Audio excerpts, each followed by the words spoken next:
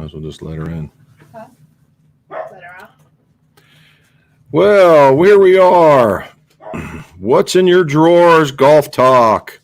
We'll just go with that.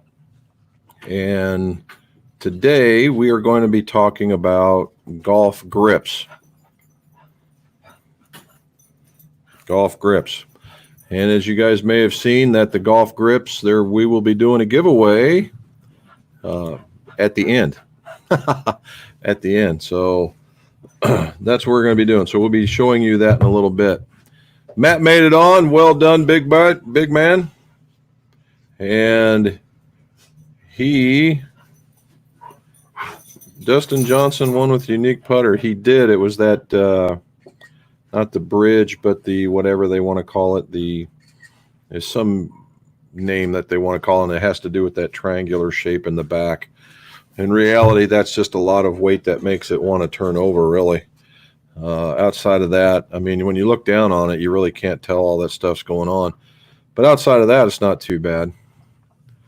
All right, Harling Bros. Look at that. They're throwing in now. The Trust. There you go. Thanks, Robert. Okay. So let's talk about grips, okay? The grips are is a kind of a unique individual kind of flavor, right? Now, there's a couple of things that go into how to select a grip. One is hand size, right? And then the hand size, and then how you hold it in the grip. You know, a lot of people, when you see it in the fingers and you bring it around, actually makes the grip bigger. You'll see people that lay the grip back in here, and all of a sudden now the grip is smaller. And then there will be people, you would think that maybe this grip versus this grip versus this grip would make much of a difference. And in reality, the only true difference is probably this hand laying on here. A lot of guys that do the 10-fingered grip, right, normally set the club deep in their hands. They don't set it in their fingers. And when they do that, it makes the grip bigger, in which case you need a slightly larger grip and a grip that has less taper.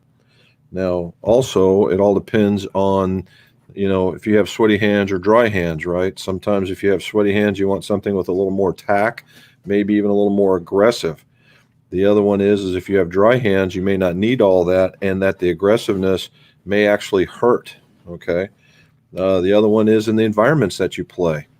The environment could be a rainy, humid environment. In the case, we're right back to sticky, tacky stuff. Or it could be extraordinarily dry, which could alleviate a lot of the stickiness, but you're going to have a whole slew of choices, right? And then when it comes into the other one, when it comes into another choice is medical issues, right? You can have, arthritic hands or joint pain or missing fingers for that matter. And that even softer grips or larger grips might be the way to go. And, arthritic grips, they talk to you about, they used to have all the little nubbins on them. And I'm not so certain why that was so popular, because it was all in some arthritics that the hands are sensitive in some cases are not. And I can't believe that it wouldn't sting. And so that was it, right? And now they have all these other softer grips, like let's see, right there right over here in the back. There we go. Over here in the wind, softer grips. They're known for the softer grips, and that helps reduce vibration. The other one is the Jumbo Max. Jumbo Max is really great for stuff like that, although Jumbo Max doesn't want me to really say that, but because Bryson DeChambeau is playing him and he's just killing it right now. But that's from a whole different perspective. Does it work? Yeah, but that's just a different perspective. So that's another condition of which to choose grips, right? Now, the last part of all this is the fitting part of it. So when, people will tell you that on the backhand, they want the middle two fingers to touch the pad. And that's true. But the other part is that when you get into here, you also want the middle two fingers touching the thumb, or just barely. If you're not touching it just exactly, that's okay. A little bit of The little bit of space is just okay. I mean, it's a good fit as well, but both hands. Now, in the McGolf shop, you can see we have a lot of red and blue. Those are the CP2s, and they're the pros and the wraps. And those have been massively popular, along with the MCC4s and MCC4 pluses. Well, and here as of late, the MCC4s and some pluses have come along with the Align technology. Now, is that any special thing? Well, what we've talked about before is that is another piece of rubber with the diamond coating on it that they virtually cut out a groove, and then they layer this guy back in there so that you can feel it without having the egg shape. And the egg shape was was back in the days of the rib. Now, there's still some grips out there, but not as many as they used to be. Now, you have all these different ones to choose from. Golf Pride, obviously the #1 grip in golf, right? And there are other very good companies out there, Lamkin, Royal, Pure. There's a ton, right? And then you have the softer ones, which you've already talked about. So you just, it's about getting the right fit, getting the right texture, getting the right environment, and then getting what you're comfortable with. So that's just what it is. Now, as we go along, and I told you we were going to do a grip giveaway, I have a set of MCC standards, right? We'll start here. There it is, MCC standard black and whites with the Aligns on them. I got a whole set, okay? I got a whole set. And when we get down to the very end at the end of the hour, Mrs. McGolf will tell us who it is that's going to win. However she decides to do it, whether she just runs down and picks one or uses a number, whatever method that she used. And when we do this, you guys need to give me your mailing address so that we can ship it to you, okay? So we can ship it to you. Now, the other one is, do we still have the South Carolina clubs? They go out today. I shipped them out today. We wanted to give a little shout out to the Grip Master grips. Those are the guys using, I don't know if they're the last, but they are the leather grip. And they're the leather grip that's made from kangaroo leather. Hence, they're called, the ones I've been showing you on my Instagrams and the other place are called the Roos, ROOS. And it's a leather that's been tanned or stained to a mahogany red and has some sort of tack injected into it. It's very, very nice grip. It's quite a bit more than most grips, but it's supposed to last for quite some time. Very, very comfortable grip. You're not going to see it very often, I think, mostly because of the price, but I've been sending a bunch down to South Carolina for a gentleman that David, in order to make it go from top to bottom, and we just sent out some 3, 4, and 5, or 2, 3, and 4 in order to do that. So there we are. All righty. So that was our grip for the day. Now, also to mention that tomorrow at 7 a.m., another driver review, and for those guys that really like the Maltby iron review, the Maltby driver review is coming out. And again, we got to talk to Britt Lindsay, and he gave us some more information on the design of the ST2, and he alludes to some other products while we're in there. So you probably want to take a look at that one. And also just to let you know, in the pipe, I don't know if I'm going to do it just before the 4th or just after, but I did a ping repair, a ping ISI repair, and it is definitely unique, and the ping i3, and they were all three kind of broken in a different way, and I fixed them, and so I get to show you that. All righty, so let's go through this. We talked about the truss. Anybody out there gaming a truss yet? It's kind of a different look. Now, from what I saw, and I'm just total recall from January, but the way that they looked from the side, they don't have any look straight down when you're looking at them, but there's all that stuff on the back. as long as you don't care what you're looking at when you're putting, you shouldn't have a problem. However, some people don't like that look. Some people do. So as long, most of those guys you see on TV, if the thing rolls in the hole, it could look like a branding iron, and they would hit it. Okay.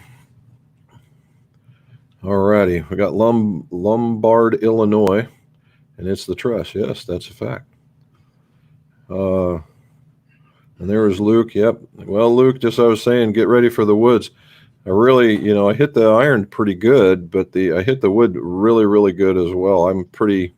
It's a pretty decent little driver. And if that's any indication that they're saying it's, up there with the rest of them, I can only imagine what the rest are doing. All right. Luke wants to know if I have a least favorite club repair. It was probably the one I did on the pings. And the reason why is if you remember the old pings, they were like a flat, very flat top, and then these beveled edges and very round. And then it had this plastic piece that went into the head, and then the shaft went into the plastic piece. And it was just the concept was really quite cool. However, the repairs were really quite difficult / timely. They're less timely in that you had to pull out the shaft, you pull out the insert, and then you had to make sure everything was clean, so you got double cleaning. So there was a 2 chances for the thing to unbind, and that was just always one of my worries, is making if that was going to happen or not. Now, one of the cool parts about it is that what I didn't really go into in the video was that when you put that insert in the head, that it sits in just a certain way. Well, if guys were wanting a little bit of a closed face or an open face, we would do what was called clocking the ferrule. And we would sand parts of the ferrule a little bit deeper, and it would allow the thing to turn one way or another, and we could clock it. But that took a bit of a talent, I think. All right. Did you answer, Derek? I did. All right. All right. What? Willard really didn't like the ribbed. I can get used to it. Now, in a lot of cases, that was the reason why they probably went away from it when they did this, when they went with that. A lot of people, it was again very personal, because the rib would sit right into the fingers, and it would allow people to grab it. However, if you wanted to turn the grip in order to, in order to like open a wedge or something like that, or you had to flare one open, it didn't work really, really good. So that's the reason why I don't think you see too many of them. Mr. Bobby, thank you for coming. Southampton, England. Wow, we're reaching across. Thank you. Jack, I like the CP2 Pros as well. Right now, I think it's about a 50-50 split. Some people like the fact that they like the wrap a little bit better. Some don't. Robert, the Ping used to use, yes, they did. And I don't think that they do anymore. And you got to see a lot of it on their Ping wrapped grips. That's what it was.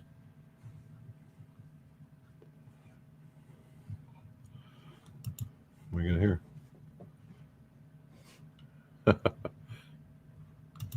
Here we go. Dave wants to know, can a 3-wood or a hybrid with weight or weight cartridge in the head be played without the weight? Yes. Yes, it can. However, you run the risk of not being able to put the cartridge or the weight back into the head. Now, the reason being is, and I wish I did have one with the weight. Can you hand me a Maverick head of any kind? It doesn't matter. I'll show you why here in a second. The driver head. And Dave will get right to you here in just a second. This was a good one. Travis knows that he's not with Hamna. I wonder what happened there. It's because he wasn't scoring good. And Rose is all about getting the score because that's about paychecks and whatnot. He just wasn't getting there. And I imagine it was probably a one-time contract and with an extension available to it. But he's just too good of a player that if he's not getting what he wants or not, and it takes a golfer, one of those pros, to get truly trustful of their equipment more than a year, unless it's just absolutely made for them. All right, Dave, here we go. So let's say we're going to use this. That guy right there is a weight, and let's just say you don't like that one. Or even this guy right here, and you don't like that one. And you take one of those two out. These weights are, other than also being, adding to the weight of the head, they also provide structural strength. Okay, structural strength. And there is a real opportunity to out of round this head. Now, back in here, maybe not so much, but that guy right there, this guy right here, yeah, right? And it can happen. I've seen it happen. When we first started in the TaylorMades, because they had the four of them, the quadrants, they had, the quads. Guys were taking the weights out in one area in order to kind of feel to shut it. And they would take it and they would try and put the weights back in, and the hole would oval. The other part is it's a big dirt machine after that. It just introduces dirt to the head just amazingly high in that capacity, and it creates a rattle. And that's not what we want to do. But can you? Yeah. I just wouldn't recommend it, but yes, you can. Here you go. Well, I don't. Oh man, I was going to sneeze. Don't use your apron. Okay. I'm not sure what Ben Hogan used as a reminder. I'm sure it's out there somewhere. But knowing Ben Hogan and the fact that he was quite the extremist, it probably was a piece of wire. And that used to be popular in the day. They would take a coat hanger or a piece of 12 gauge wire, and they would tape it to the bottom of the shaft just to make sure it was exactly where they wanted, and then put the grip on after that. All right. U of A fan. Well, thank you, sir. Do you always recommend heavier shafts? No. No, I don't. But it depends on the person's feel. If you're very akin to using the same weight, if you like that particular flavor, then fine, do it. I am kind of in that realm this year. I always like the wedges just slightly heavier. So if you had a 95 gram shaft, maybe 105. If you had a 115, 120, 125, 125, 130, that kind of thing. However, there is a point of no return with that as well, where you might lose feel, might lose control, that kind of stuff. And so we don't want to go too heavy, or we don't want to go too light. If you really, really, really like the way that your irons feel and you want to continue that down and it's going to give you confidence, then by all means do it, right? By all means do it. This year, because of the way mine turned out, I had 95s in my KBSs, and I didn't want it. I couldn't find like a 115 graphite that I liked. So I went with Acra's 95 gram wedge shaft, which just tended to be just maybe a few grams heavier anyway. And that's what I've been using. And so far, so good. I thought I would be wildly out of control, but not so much. So yeah, it can go either way. So I would try that. Craig Scott, opinions on the Thriver. I haven't seen that word in a while. 3-wood driver mashup, yes. He's not, Acer's not the only one to do that, right? The Thriver actually kind of started with, I will say it started with Washawn. In fact, they may still have one. The small driver one. I'll show you here in a second. Mrs. McGolf is getting it for me. And in the beginning, what it was is that the 3-wood the 3-wood that he made was the first one that had a core rating, coefficient of restitution. Thank you. And it was the first one that got off the deck. Well, you can hit this thing off the deck. You can hit off the tee because it was a very tall-faced head. and it did really, really well. Now, if you're one of those guys that just can't stand looking at the VW on a stick, i.e., the current drivers they have right now, then yeah, the Thriver's probably going to work for you, and it's going to work well. And the other one is if you're a shorter fella, that might get it in here. But I'm going to give Wishon a little love on this one, in that right there. Fairway wood driver, man.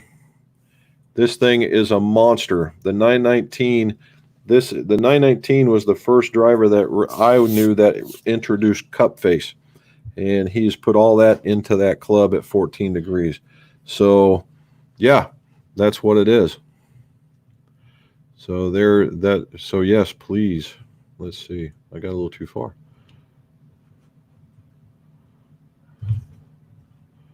All right. Next little sneakers. Just by getting on here and throwing around some questions, fellas. The whole idea is if you're asking questions, you're going to be entered. All right. I don't necessarily know as how do I enter the giveaway, but the rest of them, and you do that kind of stuff, and then you're considered. Here's Yukon. Great answer.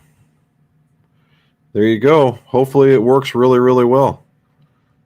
Yukon Living. That's got to be cool.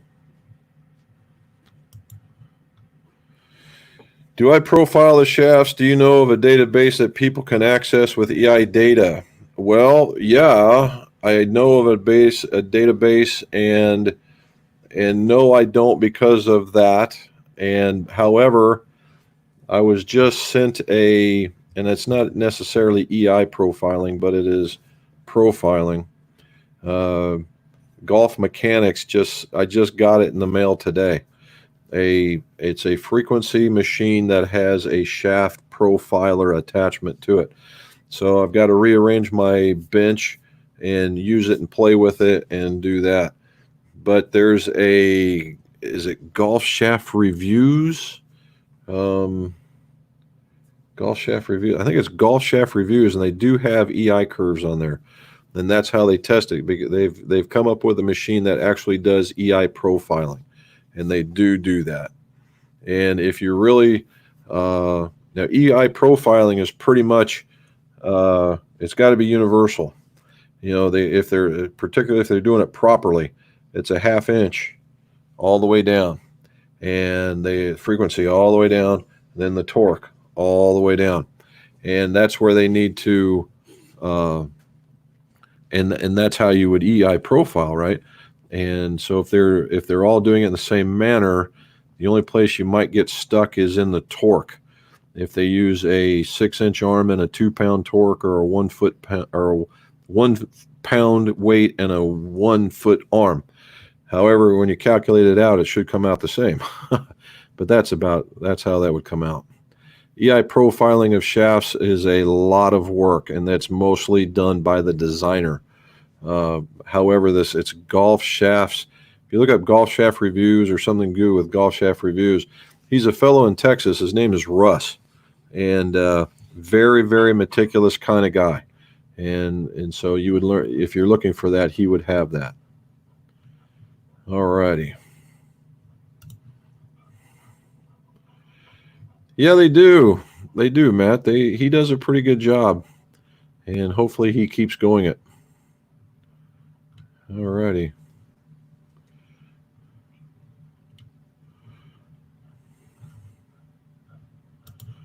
All right, here we go. What do you think, firm versus softer grips? Personally, I'm in the middle. I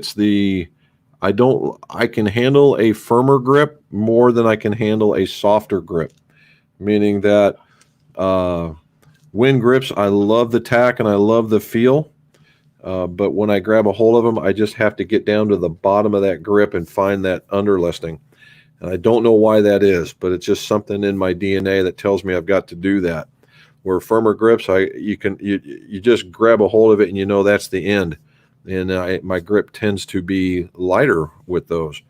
But like in the CP2s, and in the MCC4s, where they just have just a hint of give, for me, that's just right there. That's just right there. I'm not sure what that is, Paul. So you're going to have to ask me again.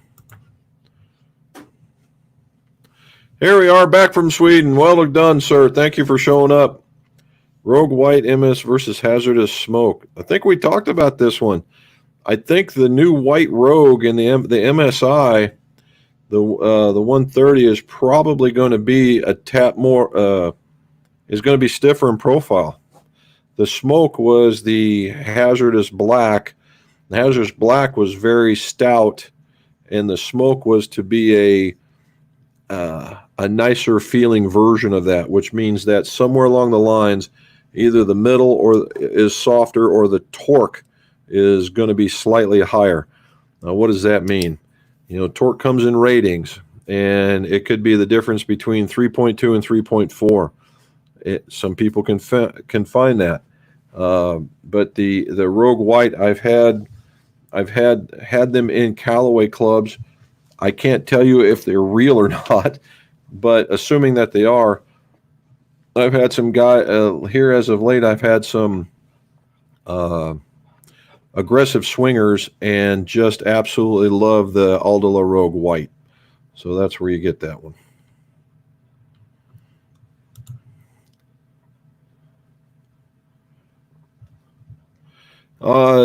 Actually, Butch, the gapping actually changes from the top in the 3-4 or the 2-3-4 is actually smaller up at the top. It's like a 3-degree gap, then it gets into a 4-degree gap, and then it gets into a 5-degree gap. And that can be, and you can relegate that too. You don't necessarily, it really depends on if you're hitting a mark that you want, right? Meaning that if you want your sand wedge to hit a certain spot and you're a little short, well, you need to make that stronger. And if you were in 5-degree gaps, that might make you at a 56 and you need to be stronger. So you just need to go to 55. Now, if that's your just target with certain wedges, then gap them to the certain distances that you're looking for, and don't worry about the 4 or 5. However, on the average, for the person that's just basically going to be golfing and you're just looking for something that gives you graduated distances, the faster that you swing, the smaller it can be, and the slower that you can swing, the wider it can be.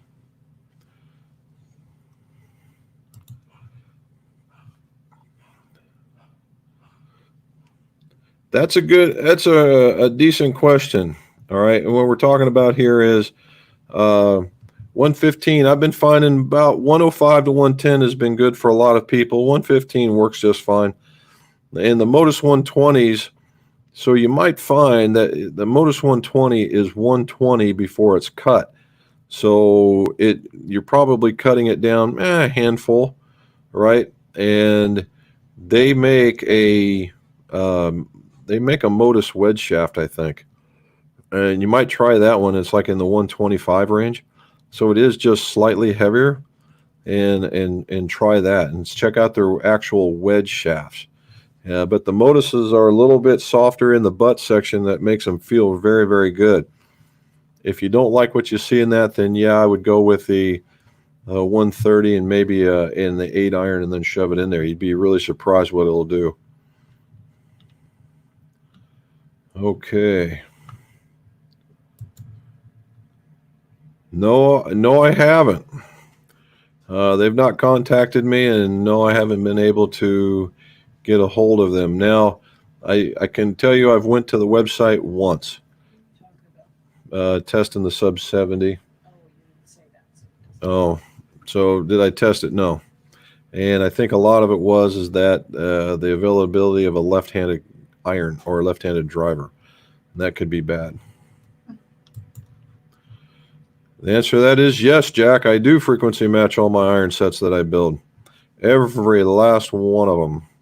And the only time that I would not is because I cannot. And that means that when we talk about parallel tip versus taper tip, if I have taper tip shafts, I can't really adjust the frequency. I can't do any trimming because, well, it's a taper tip. There's only just so much taper for the tip.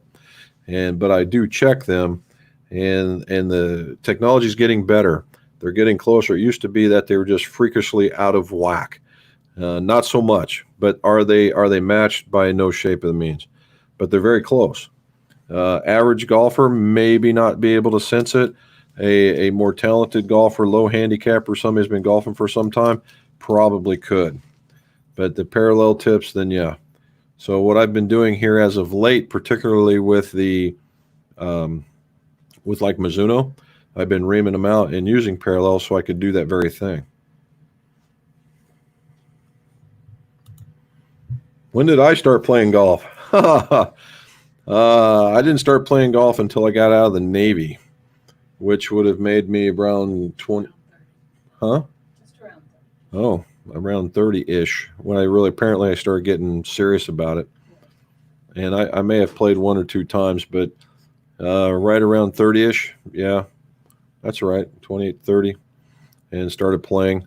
Realized that I wasn't going to be able to keep up playing softball or baseball as much as I wanted, and started doing that. Russell says he has jumbo light grips and they are great. Yeah, the new light ones are, and they're also the non-tapers, I believe, right? Let me know, but they're the non-taper, and they also have the little room on the back of the grip to put one of those the discs that monitor your golf, and they can do that too. So that grip really thought about everything. That's pretty cool.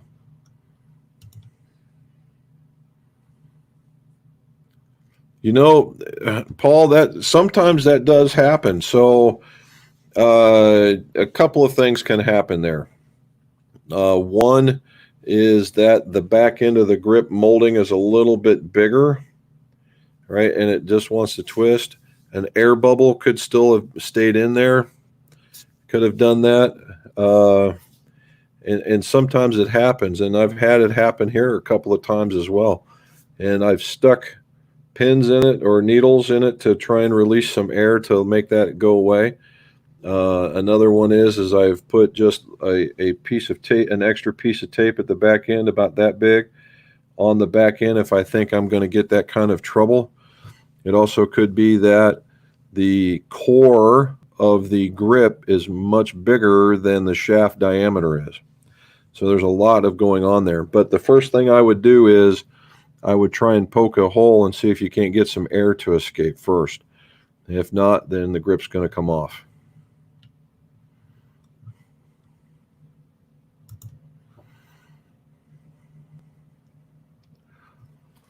What golf balls do I recommend that are low spin with the driver but high spin with wedges? 14 and have club speed of 120. 14 at 110? Dude, you are killing it. And 27 with a 15-degree launch. Well, that's pretty close, man. 15-degree and 27 is pretty good. So what you're looking at, if you're in kind of a unique situation, you're kind of an elite area, right, with a 110 swing speed, and so you're obviously what I call, there's three tiers of balls. There is a tour level, performance level, and how much can you jam in an onion sack level. And we don't talk about how much you can jam in an onion sack because it actually damages clubs. So we don't do that one.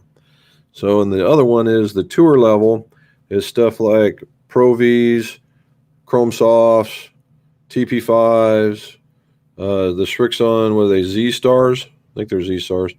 And the Bridgestone B Series, or they got the B Tour now. Those are the types of balls. In the second one is the performance line. You get stuff like the E12, the ERC from Callaway, the AVTs, Q Stars, that kind of stuff. Now, there is another tier, but those are pretty much the ones I think are the best. Now, back to the tour, you're in that, they're probably saying, oh, you need an X ball, right? You need an X ball. And you very well may, depending on how you're attacking the ball. If you have a slightly upward angle or a downward angle, it could change what kind of ball that you would want. Now, the new And the thing is, you're going to have to test it a little bit. So the top 3 balls that are out there that are being sold are the Pro V1 or the Pro V1X, and then the Chrome Soft X. And basically, they're all kind of fighting for third place. But I can only imagine that that my third pick would probably be something in the way of the Bridgestone ball. Okay, and Mizuno's out there now too, but I don't have enough data to give you an intelligible recommendation. But I would stay initially with the X balls at 110 is normally a make or break for that.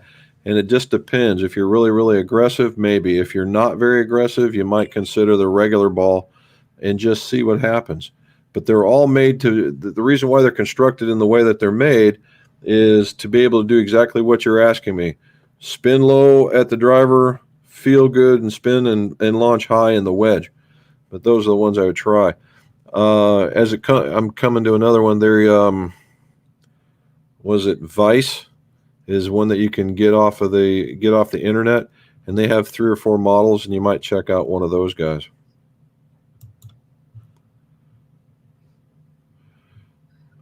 Yes, Jason, I would if the grip was okay. If the grip was totally out of whack for you, you bet. And we do it quite a bit.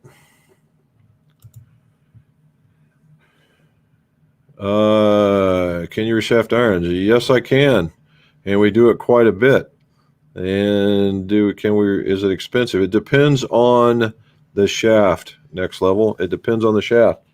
There are some out there that are very, we'll call it, they're very expensive, and they're also made out of some pretty unique components.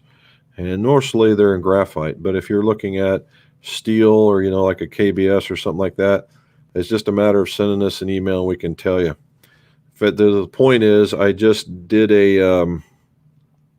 I did a quick video that has yet to show up, but a guy with some P760s that were from Indiana. All right, and if you guys are from Indiana, it's Shipshawana, and it was a really cool looking club. It was all black with a black shaft, a 105 dynamic gold, and we put the wind grips on it, the black and tan. Just a good looking club now. But yeah, you can do those. I go with this rubber. May I help you? All righty. Yeah, if it really doesn't fit, then yeah. Mr. Stump, how'd the round go, man? Let me know. I'm trying to catch up. No, actually. Does that affect the performance? It depends on how long that they've been in the water. How long have they been in the water? If it goes in there and it stays for an hour, maybe, I doubt it, if you pick them up. But if they do it, hey, hit them and have some fun with it, right? And the right hand. So if we're talking the right hand for the right hand for a right-handed golfer, that's the lower hand, we'll say. I used to do that on all of mine. All mine had the bottom grip, and that was the reason for the MCC4 Pluses, by the way. The MCC4 Pluses are less taper because that's what a lot of people were doing. So they just made it happen like that. So there you go. Andrew, a lighter swing weight to help fight a slice. I'm not necessarily sure if it's lighter swing weight as it is lighter total weight. The lighter total weight and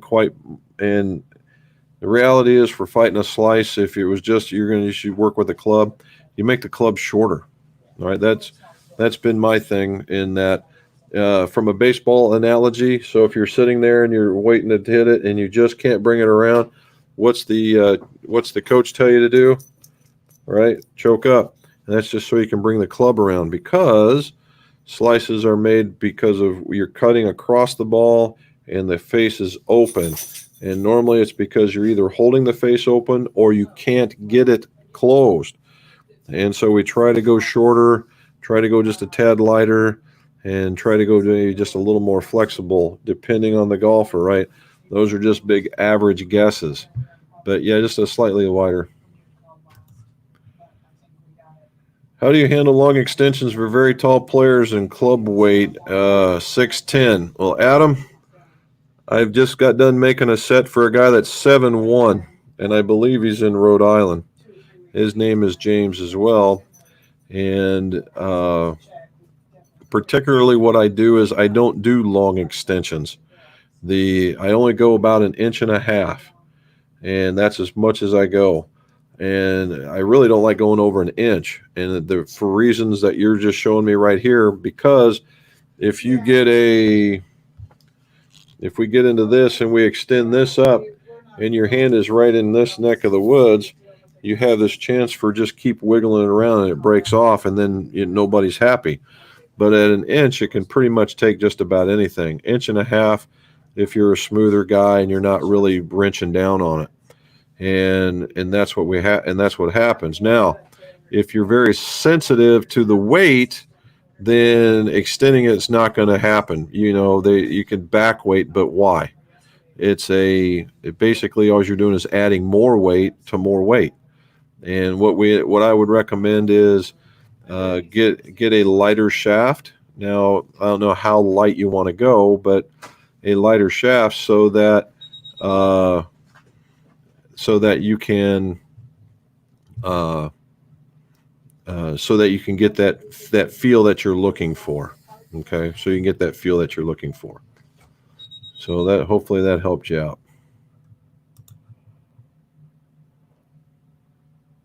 Nice. We like to see that. 83. So I went out with my dad and shot an 80, and I 3-putted the last green to shoot a 41. So I was we're both doing it. So there you go. All righty. And just because he put it on here, here's one for you. I don't flow. Whatever, man. And all right. Tim Barford put Malt BTS1s in the bag this weekend. Wow, they are nice, aren't they? The guys over at GolfWorks knocked it out of the park, and I really enjoyed your interview with Britt. Well, we got another one coming, so, dude, it's going to be there. And he is a good guy. Known him for quite some time. When he was with Golfsmith, it's all good. And and the whole crew over there, Pete, Mark, the whole crew, they're just top-notch folks. And the TS1s are really something. They're very competitive head for sure.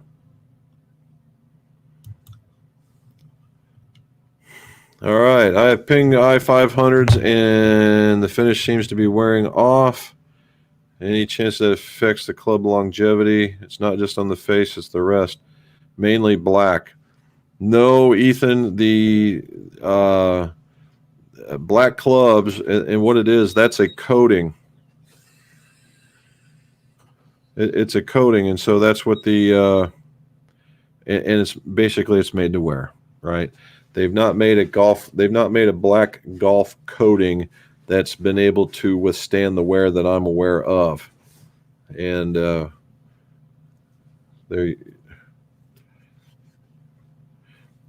I'm kind of being distracted. Well, they're quiet out there. Yeah, I know it. Looking out there. So when you get a black club, whether it's PVD or there's another kind of a name for a coating. I'm just not real sure on what that is. The bottom and the face will wear the most, and that's just because they're interactive. Because you think of it as paint, and it is going to wear. You just don't see it as much on silver clubs just because, and that's just what it is. So yes, and no, it doesn't. No, it doesn't affect the playability of it. In fact, if you're doing it really, really well, it could be an intimidator, especially if you're making one just really small thing right there on the wear mark on the bottom. You can say, "Yeah, I'm doing okay with this." All right. I have a longer driver shaft, so I choke up on the grip a lot. No, you don't. You don't lose distance. So, what this is, uh, what this is about, next level is quality of hit. Okay, and what we're talking about now is quality of hit. If you choke down, you find the middle of the. If you choke down, you find the middle of the club face. You are going to hit it further. All right. There is a give and take here. The So what I tell people is you can have a 45-inch driver. Let's just use 45-inch as the thing, and you can have a wood, a steel wood, a titanium wood, and if you all made the same except for the head, and if you hit them all in the middle, which is on the center of gravity of the head, and that thing isn't any bigger than the head of this pin. All right, and you can barely see it. That's the center of gravity. They're all going to go the same distance. All right. It's when you get off that center of gravity, that's where the problem lies. And for, let's just say, a half an inch, where some of us can do that, the wood is going to give up more. It's going to give up more distance than the steel, than the titanium. Now that has a lot to do with the material that it's made out of. However, when you miss the center of gravity, there's let's just call it a 10 to 12% chance or lowering of your speed. Okay, so 10 to 12%. So if you were swinging at 100 mile an hour, that would mean 250 yards, right? So if you miss the center of that 15%, or 10 to 15%, let's say that's 10%, 250 yards, 25 yards, right? So if you add an inch to your club and you dead centered it, you're going to get 1 mile an hour, maybe 2, and it's 2 mile an hour. It's 2.5 yards per mile per hour. So the max you're going to gain is 5. But if it throws you off that half of an inch, you're going to lose 25 for a net minus 15. Make sense? So choking down to get into the better part of the club is a better idea. And also, that if you look on the tour, the average length is right around 44 to 44 and 3/4. And that's for the tallest guys. And those are the best in the business. So why wouldn't we do that? Ha! Nunchucks. Warren, I haven't seen one. I haven't heard of that company in quite some time. When they came out, it was that purple shaft, and it had a tremendous following. And why they just fell off the face of the planet, I don't know. But when it was made, yeah, it was a really, really nice. It was a really, really nice shaft, and people really, really liked it. It had a way of distributing the energy in such a fashion that everybody I knew that put it in, they liked it. Okay, here we go. Where did it go? Oh, there we go. What weight shaft would you recommend for a hybrid? I have an 80-gram shaft in my 3-wood. Love the feel of that club. Well, Mike, unfortunately, I don't think you're going to see too much heavier than that. In the way of things going, if you really have an 80 gram in your 3-wood, chances are you have 70 gram in your driver, and you would be looking for maybe a 90 gram. Well, you guess there's some out there. A 90 gram in the hybrid is just kind of a step feel, but I wouldn't go any less than 80 grams. That's for sure. But there might be 90 if you can find it. But keep in mind, it's also going to be very stout this way, which could be the very thing that when you have an 80 grammer in your 3-wood, the same thing is going to happen. So, but yeah, 80 to 90 at least.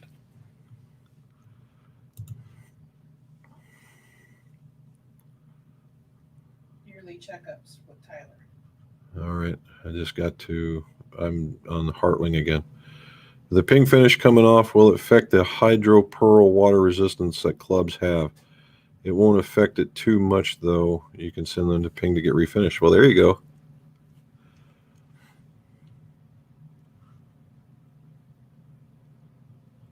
There we go, Doug. I don't see what you're asking here. Anyway, we're here. First time watching. Thank you, Doug. Does peering make a golf shaft difference? I can find a shaft spine without sophisticated tools. So the answer is, does it make a difference? From a consistency standpoint, yeah, it makes a big difference. And now, again, that's a chicken or the egg kind of thing, where some people you can do all that stuff to and they will never feel it, notice it. And there are some people you put it in there and it's the best thing since sliced bread. So it becomes a real preference, okay? I do the spining and the flowing because I think it makes a consistent shaft or a consistent club. Now, and if you have a consistent club, you can have consistent results. Amber, Phil, my handicap is I'm left-handed. But if I had a number to play off of, it's probably a 12. I'm going to say it's probably a 12.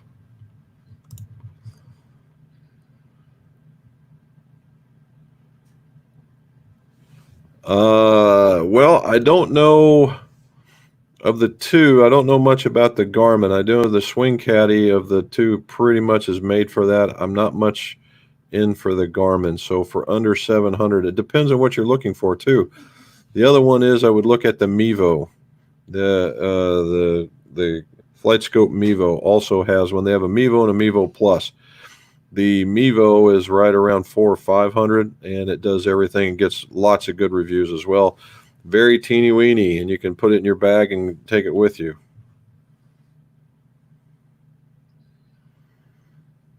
Okay, am I making it? Is there an average distance associated to one swing weight and a driver? Not that I'm aware.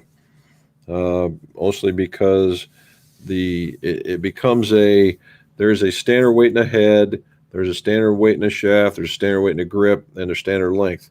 Put them all together, and there's a swing weight for average golfer guy, and that's what they're going to do. Hence the reason why there's different shafts and different grips and different lengths, and it tends to switch depending on the swing type that you are, and that would help, and then that helps you get into the quality of your hit.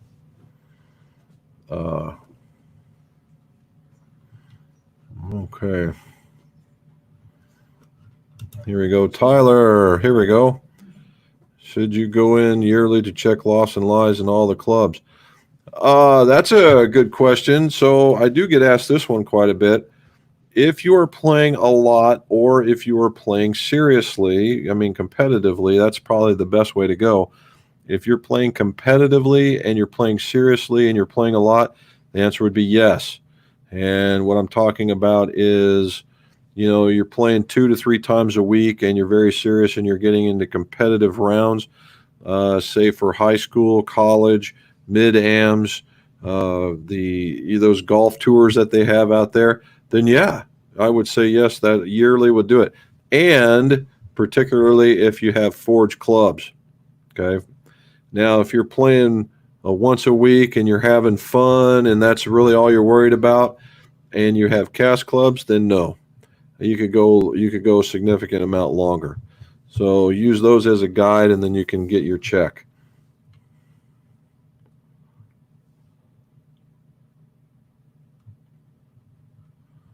All righty. Yep, U of A. A lot of pros are swinging shorter drivers. Sometimes I was told to go with the shortest you can control.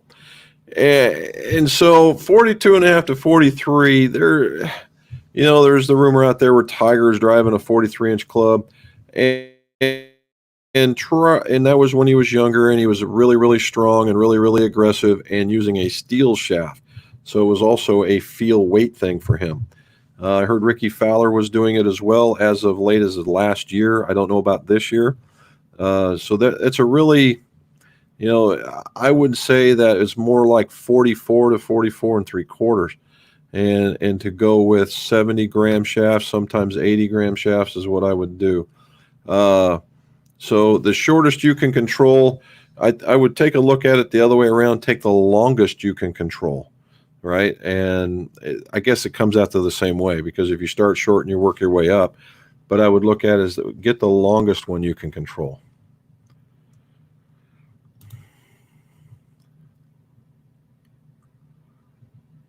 I don't know what the best thing before sliced bread was. That's the reason why we say that. Only a guy from the Air Force is going to ask me that. There you go. Betty White. There you go. Thanks, Blair. Now answer Blair's question. Okay, here we go. Do you have any experience with even roll putters? If so, what do you think? And yes, I do. And I am a dealer, a very small one, but I am. And they're very nice, right? They're very, very nice. They have the feel off of them is very soft. The milling is very, very good. They've started getting into the murdered out, the black ones, and they look very, very cool. I will say that. Garen Reif, who is the guy that is basically the brainchild behind all that, is he's a unique guy and knows a lot about putters. He's got that thing with the gravity grip. I'm not digging the gravity grip, but the putters themselves are very, very nice. They gained a lot of acceptance, and I think they stumbled onto something, and it's the wider blade looking putter. I think that's working for them the best. So yeah, again, right length, right lie, right loft, right grip size, and that thing can be a real winner. Here we go. Yukon. So Phil Lifty, very excited to see the new level review. What are your thoughts on a set you built for yourself after having them back for a while? I like them. I do. I like them a lot. And I will say it was a growing effort. I had to get about 2 rounds to really, and it's not just the clubs. It was a swing thing going on that I was doing. And I'm hitting these balls because, again, Eric's design philosophy and mine are not the same, but he's making clubs and I'm not, so he wins. In that he likes to kill the leading edge and have a flat sole. I like radiused, and that's because I'm in a mountainous area, and there's a lot of this going on. There's all the time. Well, as it turns out, the killed leading edge is working out really, really well. I'm not having any real problems with them. They're going to where I want them, and they're hitting pretty good. The KBS 95 graphite that I put in them, I really, really like them too. So yeah, if you're looking at them, definitely worth a look for sure.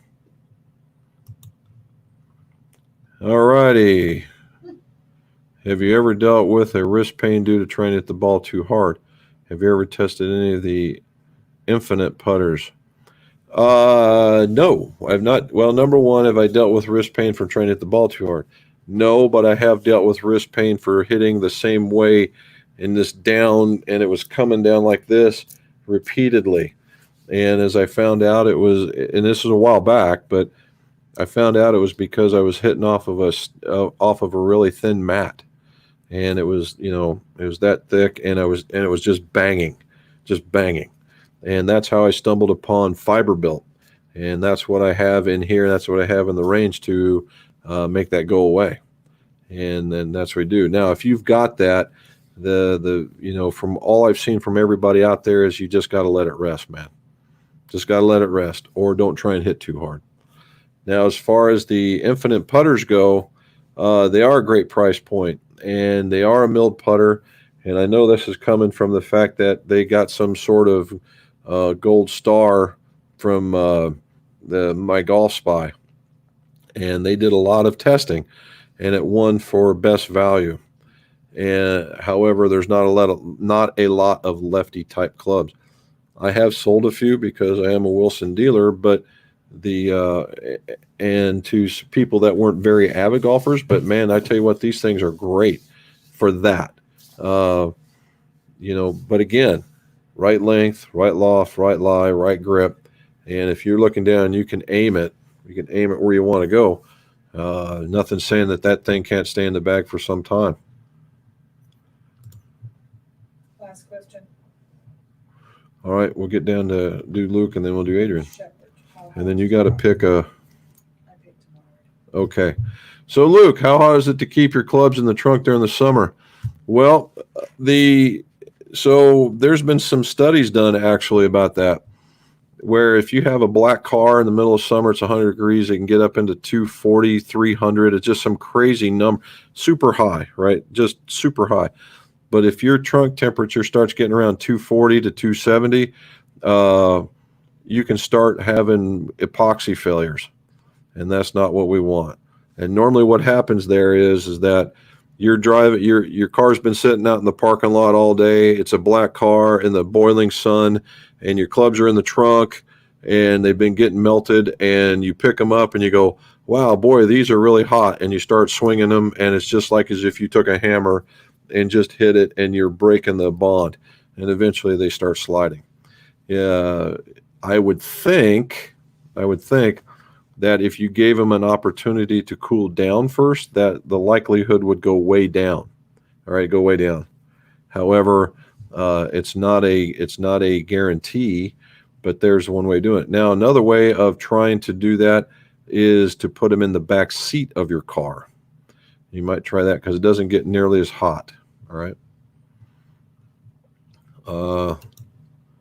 I really don't know about that one. The Ventus, I know it's Fuji, and I know it's getting a lot of play.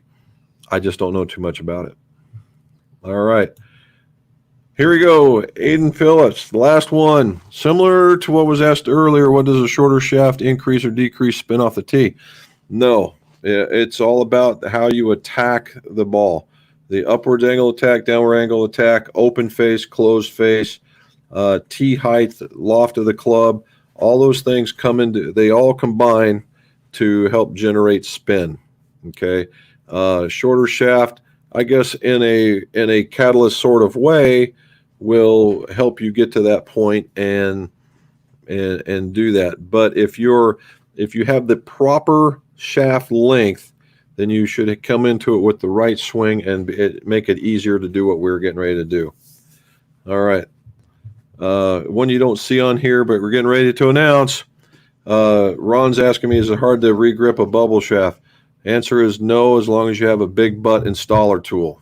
And the right grip. And the right grip too. Mrs. McGolf has done this quite a bit, and it is a big butt installer tool and the right grip, a big butt grip. And if you get those two together, or you can get away with a larger Tour Velvet.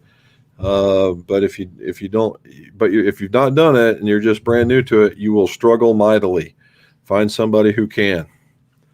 All right. So who are we going with? I'm going with Next Level Sneakers. All righty. Mrs. McGolf picked it. I have no idea what she used to do it, but she picked it, and it's Next Level Sneakers. All right. Next Level Sneakers. You win. So if you would, send us your address by email. Send us your mailing address by email. It is mcgolfshop@roadrunner.com. mcgolfshop@roadrunner.com. And we will send these out directly. So congratulations. All righty. Guys, that takes us to the end. We're 3 minutes over, but it works out for me. Hopefully learned a little something. Enjoy the weekend, guys. Enjoy the weekend. You're coming up. It's 4th of July. It's going to be awesome. Have a good weekend. Stay safe. And we will see you on the following Monday. Keep an eye out for the videos on Tuesday and quite possibly a little bit later. And as always, let's see your scores. Go low.